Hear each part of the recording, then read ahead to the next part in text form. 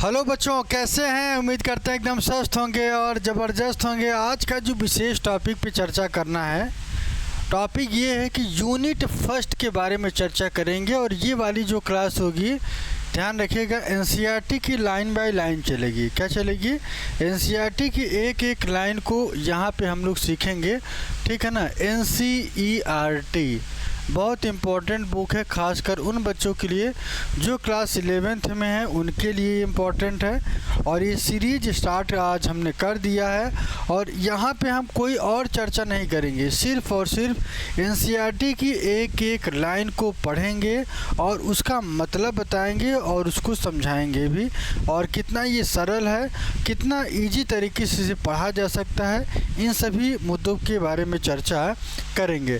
ठीक है, तो सबसे पहले हम लोग यूनिट फर्स्ट के बारे में चर्चा करेंगे। यूनिट फर्स्ट में diversity in the living world, यही आपका चैप्टर है। और यहाँ पे आपको इस यूनिट फर्स्ट में कितने चैप्टर पढ़ने हैं, आपके पास एनसीईआरटी बुक है। जब भी इस चीज़ को पढ़ना है, ये शाम को डेली, ध्यान रखिएगा, 5:30 बजे की क्लास होगी। कितने बजे?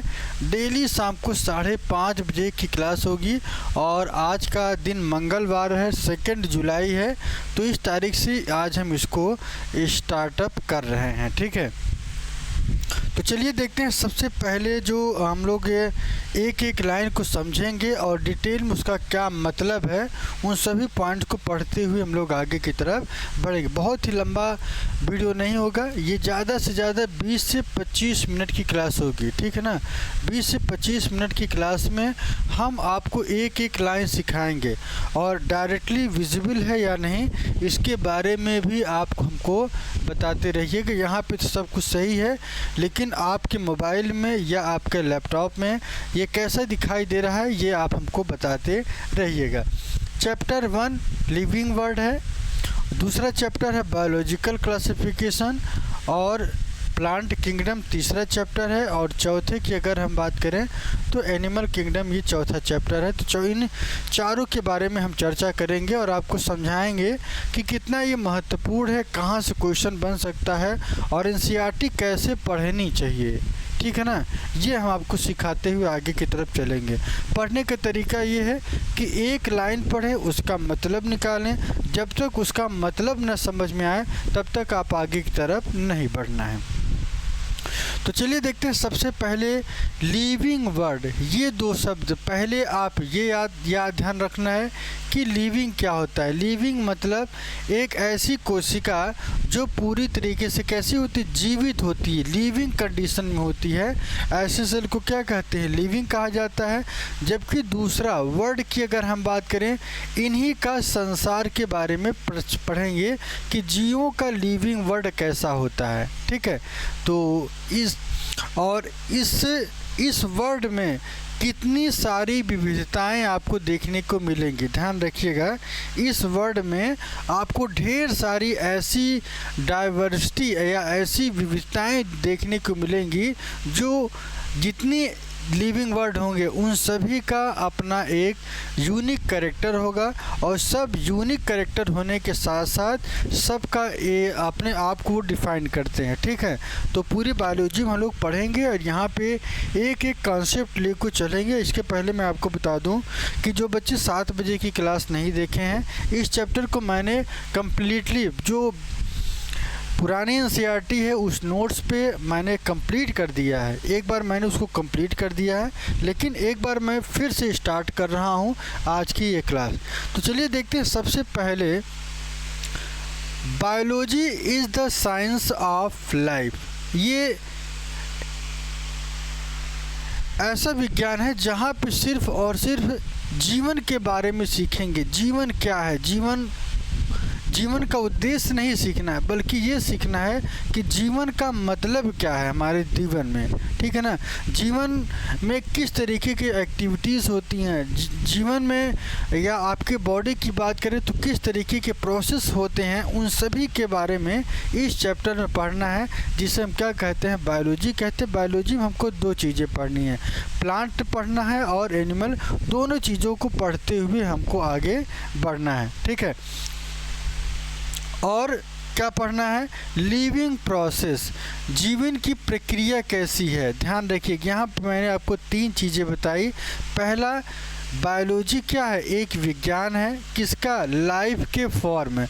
लाइफ जितनी प्रकार का हो सकता है उन सभी का, और उसमें होने वाली जो प्रक्रिया है उसका अध्ययन करते हैं। तो उम्मीद करते हैं पहली लाइन की पहली पैराग्राफ की पहली लाइन क्लियर हो गई होगी।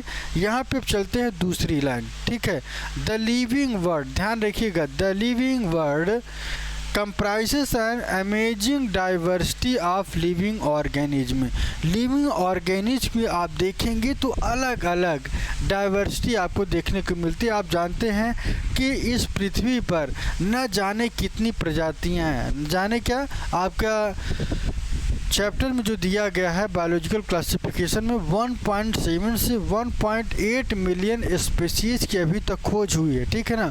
अगर उन खोज के आधार पर देखा जाए कि ढेर सारे ऐसी प्रजातियां हैं जो हमको नहीं पता है। कुछ ऐसी प्रजातियां जो ज़मीन के अंदर होती हैं जो हम डायरेक्टली नहीं देख पाते, कुछ ऐसी हैं जो ज़मीन के ऊपर है वो भी नहीं देख पाते, और कुछ ऐसी हैं जो ज़मीन के अंदर हो या बाहर हो, दोनों कंडीशन में हमको वो देखने को मिलती हैं, ठीक है ना।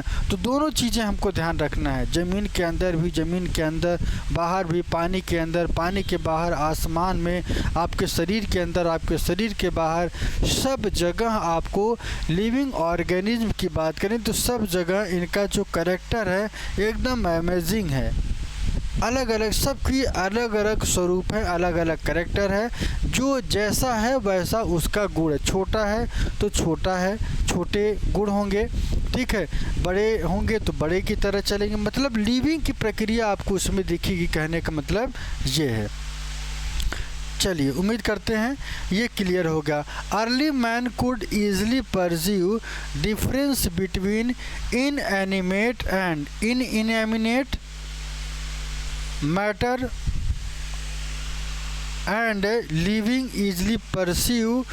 यहाँ पे आप देखिएगा, early man could easily perceive the difference between inanimate matter and living organism के बीच में जो हमारे पूर्वज थे वो लिविंग और नॉन लिविंग के बीच में बहुत ही अच्छे से वो भी बता सकते थे कि ऐसी कौन सी चीज़ें हैं जो लिविंग हैं, जो लिविंग नहीं है उनका क्या स्वरूप होता है। तो लिविंग का मतलब क्या होता है? जो एक स्थान से दूसरे स्थान पर चला जाए, पहला कैरेक्टर, जिसमें ग्रोथ करने की क्षमता हो, जिसमें रिप्रोडक्शन करने की क्षमता हो, समझ रहे हैं, जिसमें डाइजेशन की प्रक्रिया, ये कह सकते हैं कि डाइजेशन क्या फिजियोलॉजिकल प्रोसेस कंप्लीट हो। एक सोचने के बाद जितना हम लोग देख पाते हैं, हम एनसीईआरटी की बात नहीं कर रहे हैं, जितना आप देख सकते हैं उनकी हम बात कर रहे हैं, ठीक है। तो अर्ली मैन डिफाइंड सम इनएनिमेट मैटर, ध्यान रखिएगा, इन्होंने क्या किया कि ये देखा कि इनएनिमेट मैटर का मतलब क्या होता है? हवा। विंड का मतलब क्या होता है? हवा। ध्यान रखिएगा, हवा की बात कर लीजिए, समुद्र की बात कर लीजिए, ठीक है ना, फायर, आग की बात कर लिए, ये कैसे हैं? नॉन लिविंग हैं। लेकिन आज के दौर में अगर हम देखा जाए तो आज के दौर में इनका हमारे लिए इतना इम्पोर्टेंट है कि इनके बिना हमारा कोई चीज़ काम ही नहीं चलेगा। हवा की बात कर ले तो बिना हवा के हम लोग सर्वाइव नहीं कर पाएंगे। समुद्र की बात कर ले, समुद्र में ढेर सारी प्रजातियाँ आपको देखने को मिलती हैं जहाँ पे आपको अलग अलग चीज़ें देखने को मिलती है। आग की बात करें, बिना आग के हम लोग खाना पका नहीं पाएंगे, उबाल नहीं पाएंगे। तो इस वजह से ये बहुत इम्पॉर्टेंट हो जाता है। Some among the animal and plant, ठीक है ना, और कुछ ऐसे जो कैरेक्टर आपके एनिमल और प्लांट में देखने को मिलते हैं, तो ये भी बहुत ही इम्पॉर्टेंट है। A common feature of all such form in animate and animate object was sense of awe. ध्यान रखिएगा, ये आपको दिमाग पे डिपेंड करता है कि आप कैसे इन ऑब्जेक्ट के ऊपर सोचते हैं और उनसे सीखते हैं। The descriptions of the living organism including human being. अगर इनके लिविंग ऑर्गेनिज्म की डिस्क्रिप्शंस की बात करें, डिस्क्रिप्शन का मतलब क्या होता है, जिसमें ह्यूमन बीइंग भी इंक्लूडेड हो, ठीक है ना। Began much later in human history society which included anthropocentric view of biology could register limited progress in biological knowledge। Biological knowledge की अगर हम बात करें तो आपको ढेर सारी चीज़ें यहाँ पे देखने को मिलेगी, जैसे कि सिस्टमैटिक और monumental description of life brought in A out of necessary detailed system of identification nomenclature and classification. ध्यान रखिएगा, किसी भी प्रजाति को जब भी आप जानते हैं, ये सबसे पहले ये ज़रूरी हो जाता है कि उसका पोजीशन क्या है, वो किस तरीके की है, ठीक है ना। यहाँ पे आप देखेंगे कि उनके बायोलॉजिकल नॉलेज को पहले समझा जाता है और समझने के बाद उनको इस तरीके से डिस्क्राइब किया जाता है उनके लाइफ को, कि उनका जीवन किस तरीके से सिस्टमेटिक होना चाहिए। जैसे सबसे पहले आप ये जानिए कि किसी भी प्रजाति को जानने के लिए हमको क्या करना है, आइडेंटिफिकेशन करना होता है। क्या करना होता है? आइडेंटिफिकेशन। आइडेंटिफिकेशन का मतलब पहचान कर लेना। आप जानते हैं, आप ये मान लीजिए एक पेन है और इस पेन को आप तभी कहेंगे जब आप पहले से देखे हुए होंगे, और जब आप देखे होंगे तभी इसको पहचान पाएंगे कि हाँ ये पेन है, ठीक है। तो ये आपको ऐसे याद रखना है कि आइडेंटिफिकेशन करना और फिर उसका नामकरण कर देना, ठीक है, और फिर नामकरण के बाद उनका क्लासिफिकेशन कर देना। इसी आकार का पेन भी दिखाई देता है, इसी आकार का पेंसिल भी दिखाई देता है, इसी आकार का जो है कह सकते हैं कि मार्कर भी दिखाई देता है। तो तीनों चीज़ें आपको इसी शेप में दिखाई देती हैं, ठीक है। तो ये आपको ध्यान रखना है कि जब भी बायोलॉजी आप पढ़ना है, किसी भी स्पीशीज के सबसे पहले आइडेंटिफिकेशन, फिर उनका नामकरण करते हैं और फिर उनका वर्गीकरण किया जाता है। Biggest spin off the such studies was recognition of the sharing similarities of living organism both horizontal and vertical। ध्यान रखिएगा, horizontal and vertical की बात करें तो यहाँ पे आप देखेंगे, थोड़ा सा ध्यान रखिएगा, हॉरिजेंटली और वर्टिकली के फॉर्मेट में अगर देखा जाए तो कितना अंतर आ जाता है। कैसे अंतर आ जाता है देखिएगा। सबसे पहले अगर हम समानता देखेंगे सिमिलरिटी के आधार पे, living organism both horizontal and vertical. Horizontal का मतलब कि सभी को पैरेलल कैरेक्टर में देख लेना। अगर पैरेलल कैरेक्टर में नहीं देखना है तो क्या देखते हैं, वर्टिकल डायरेक्शन में देखेंगे। कैसे देखेंगे, आइए देखते हैं। That all present day living organism are related to each other। सभी को एक दूसरे से हम क्या कहते हैं, संबंध स्थापित करते हैं कि इनका संबंध एक दूसरे से कैसा है। All organism that ever lived on this earth, इस पृथ्वी पर जितने भी जीवित प्रजातियां हैं सभी का तरीका कैसा है। वाज ए क्या है, was a revelation of which humbled man lead to cultural movement, ठीक है ना। कल्चरल मूवमेंट का मतलब उनका कल्चर कैसा, उनका संस्कृत कैसा है, किस आधार पे वो डाइवर्सिटी के लिए कंजर्व कर रहे हैं, ठीक है ना। तो ये आपको ध्यान रखना। बायोडाइवर्सिटी मतलब बायोलॉजी के आधार पर उनका अलगाव करना। In the following chapter of this unit you will get description including, जिसमें हम लोग क्या पढ़ेंगे, क्लासिफिकेशन ऑफ एनिमल पढ़ेंगे, प्लांट एंड टेक्सोनॉमी का पर्स रिस्पेक्टिव, ठीक है ना। यही पॉइंट हमको यहाँ पे इस चैप्टर में पढ़ना है। तो यहाँ तक चीज़ें अगर समझ में आ रही तो कमेंट भी करते रहिए और चैनल को सब्सक्राइब करती, लाइक भी दबाते चलिए, ठीक है।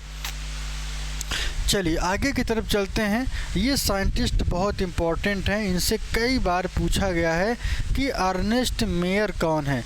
इनका सबसे बड़ा जो रोल था एवोल्यूशनरी बायोलॉजी पर था, ठीक है ना। सबसे बड़ा इनका जो रोल था एवोल्यूशनरी बायोलॉजी पर था और इसी वजह से ये जाने भी गए। तो इनका नाम याद रखिएगा, अर्नेस्ट मेयर। कब? 1904 से 2004 के बीच में। इनका जन्म कब हुआ था? 5 जुलाई 1904।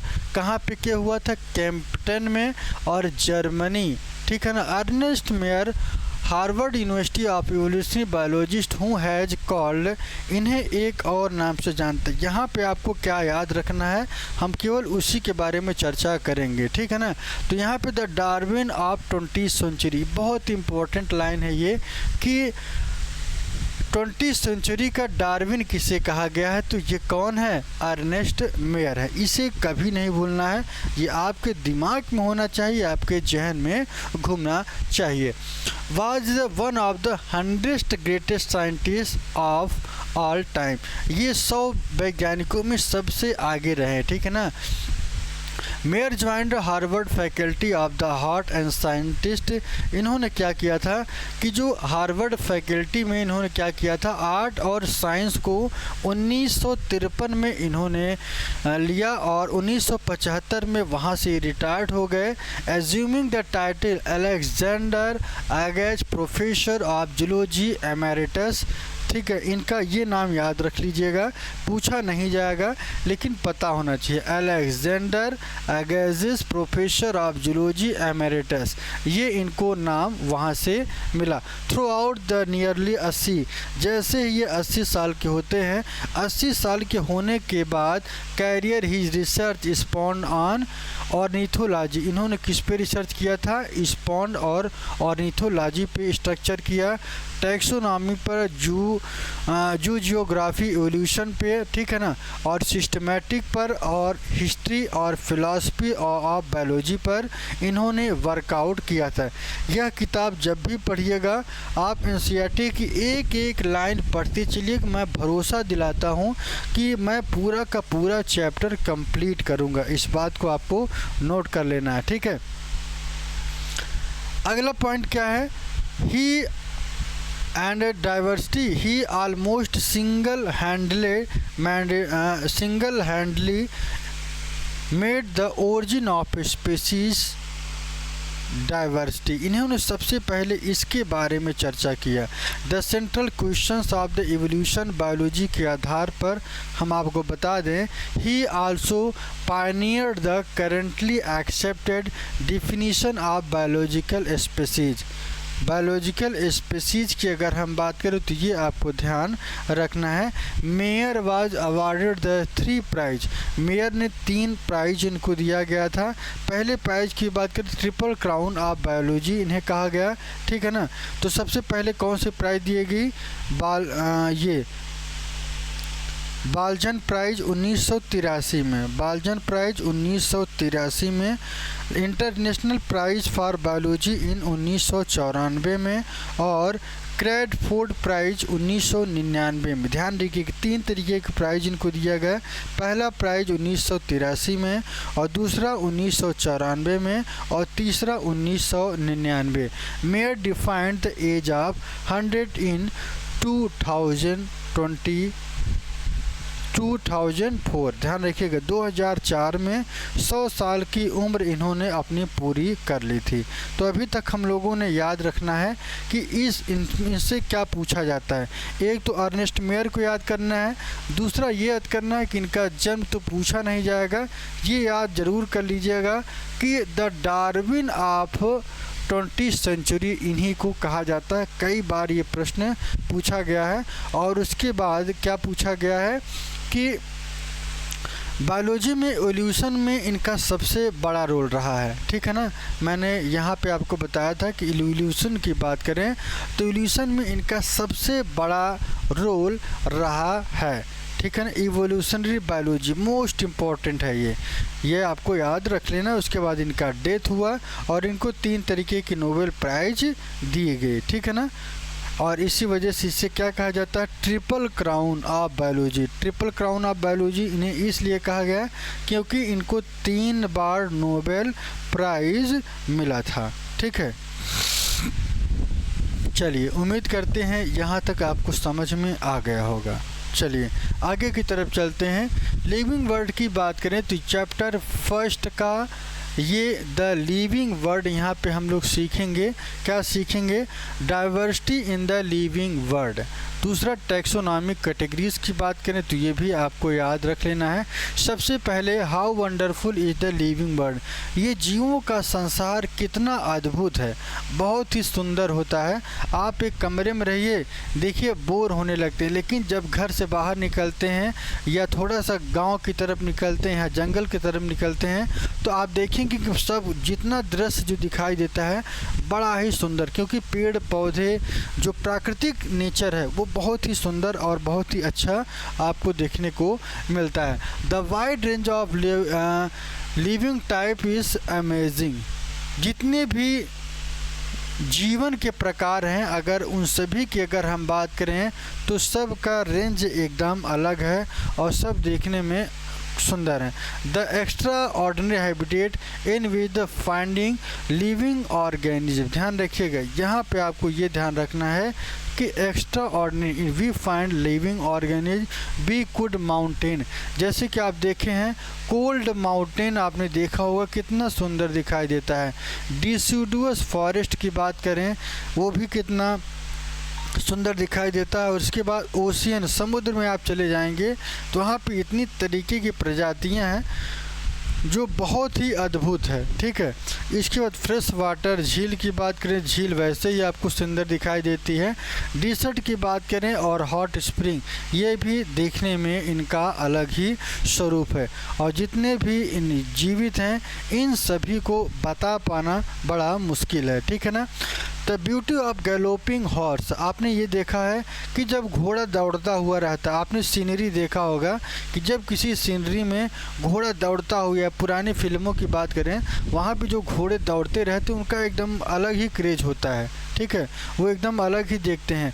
माइग्रेटिंग बर्ड, प्रयागराज में जब महाकुंभ लगता है तो विदेशी पक्षियाँ आती हैं। ठीक है ना, वो केवल समुद्र के वो केवल संगम के किनारे ही दिखाई देंगे आपको। ठीक है, बहुत ही सुंदर। वैली ऑफ फ्लावर, फ्लावर क्या जो जहाँ पे होता है वो बहुत ही अलग होता है। अटैकिंग शार्क, आपने ये भी देखा होगा कि जब शार्क जो है अटैकिंग नेचर में देखने को मिलता है, किस नेचर में, शार्क जो है अटैकिंग नेचर में देखने को मिलता है, तब ये एकदम अलग हो जाता है। Awe and deep sense of wonder, the ecological conflict and corporation among the member of a population, इनके पॉपुलेशन की बात करें तो सब अलग। The among population of a community, आप जानते हैं कि मेंबर से पॉपुलेशन और पॉपुलेशन से ही क्या बनता है, कम्युनिटी बनता है। ये आपको ध्यान रखना है, क्या याद रखना है, पॉपुलेशन, पॉपुलेशन से ही क्या बनता है,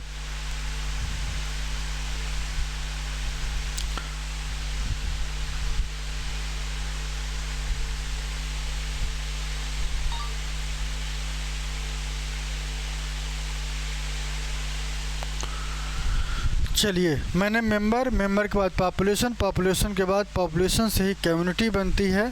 और molecular traffic inside the cell, आप जानते हैं कि सेलों के अंदर बहुत बड़ा ट्रैफिक होता है जो ये रिप्रेजेंट करता है कि लिविंग ऑर्गेनिज्म किस तरीके के होते हैं। ठीक है, चलिए ये एक रिफ्लेक्शन है जो इंडिकेट करता है किसको, लाइफ को।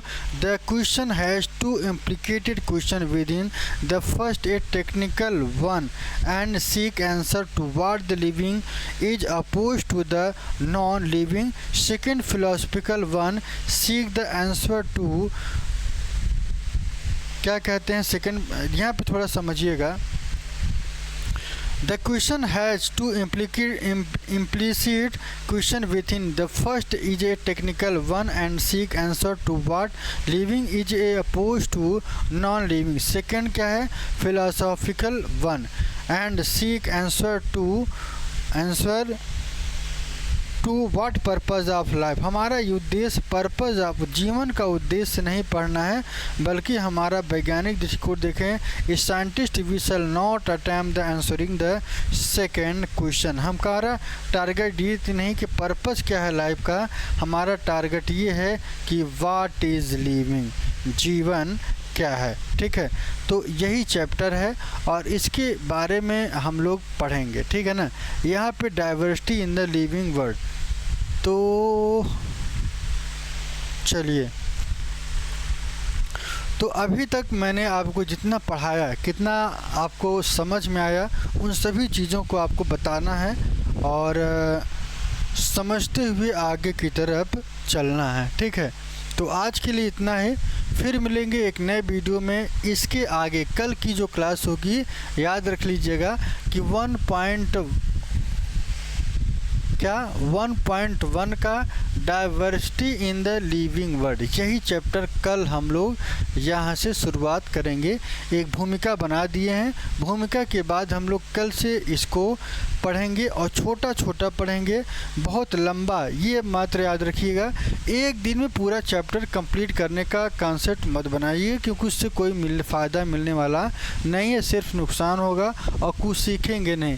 क्योंकि एनसीईआरटी की एक एक लाइन इम्पॉर्टेंट है, उन सभी को पढ़ते रहिए और सीखते रहिए। ठीक है, तो आज के लिए इतना है, फिर मिलेंगे एक कल वीडियो में। बाकी 7 बजे वाली मिलते रहिए, 8 बजे भी मिलते रहिए, 8 बजे की वाली की क्लास में 3 क्लासेस आपको अभी मैं बराबर दे रहा हूं और 11th का ही दे रहा हूं, 12th की टारगेट अभी नहीं कर रहा हूं, क्योंकि एक तरफ से चलें और एक तरफ से जाके दूसरी तरफ कंप्लीट करें। ठीक है, तो आज के लिए इतना है, कल हम लोग मिलेंगे इसी चैनल पे, यहाँ पे। ठीक।